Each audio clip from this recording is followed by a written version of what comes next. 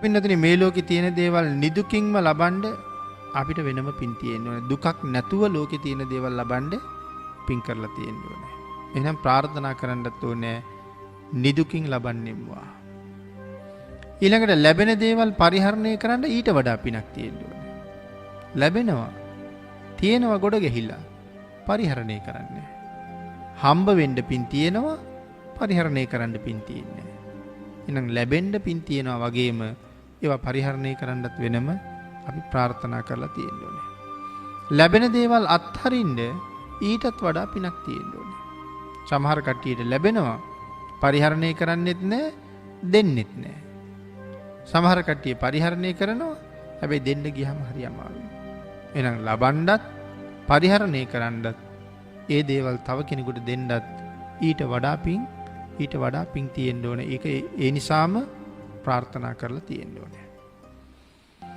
කැමති ශිල්පයක් ශාස්ත්‍රයක් වඩන්න එයින් ප්‍රයෝජන ගන්න කැමති දෙයක් කරන්න Tamanට පුළුවන්කම තියෙනකම්ම ඒ කාරණාව දිනු කරගන්න අපි විශේෂයෙන් ප්‍රාර්ථනා කරලා තියෙන්න ඕනේ. බාහු සච්ඡංච සිප්පංච කියන ධර්මතාවයේ Taman තුල තියෙනවද කියන කාරණාව හරියට පරීක්ෂා කරගන්න ඕනේ. බොහෝ ශිල්ප ශාස්ත්‍ර ඉගෙනගෙන තියෙනවා.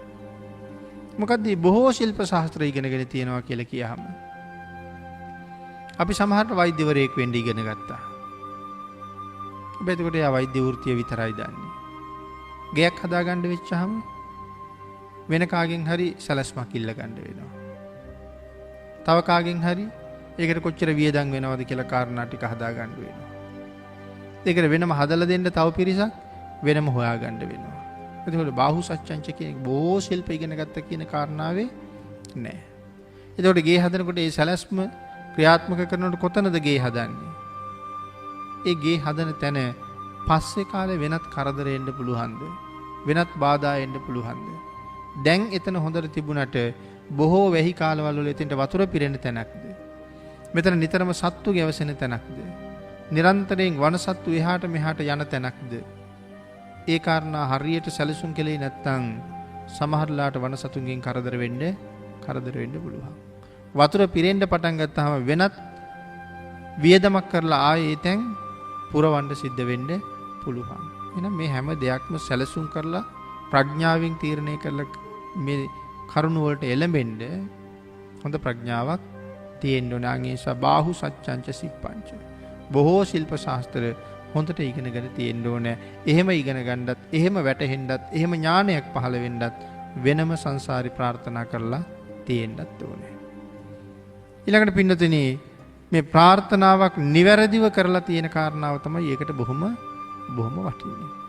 ඊළඟට මේ සියල්ලම අපිට ඉබේ ලැබෙයි කියලා කවදාවත් හිතන්න බෑ.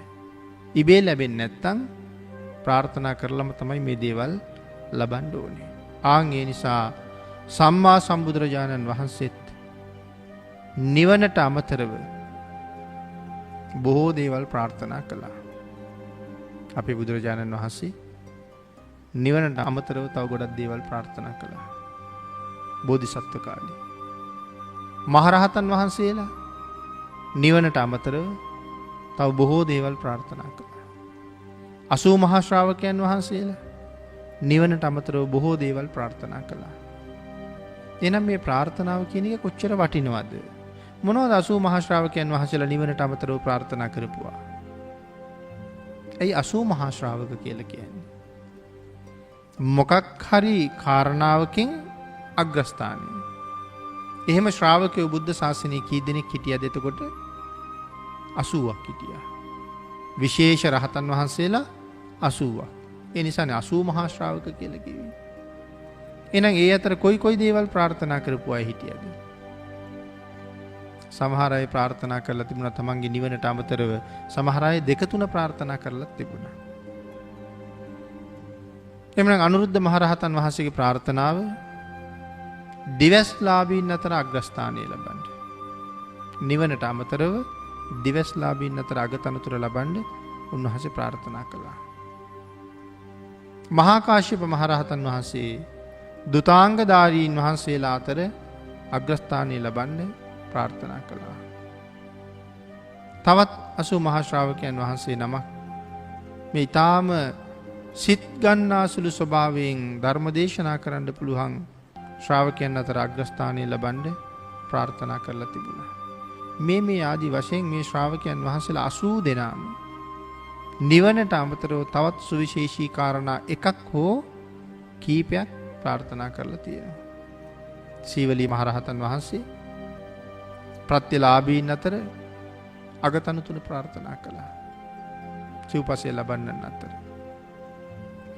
මේ ආදි වශයෙන් බොහෝ දේවල් ප්‍රාර්ථනා කළා. භාග්‍යතුන් වහන්සේත් නිවනට අමතරව බොහෝ දේවල් ප්‍රාර්ථනා කළා.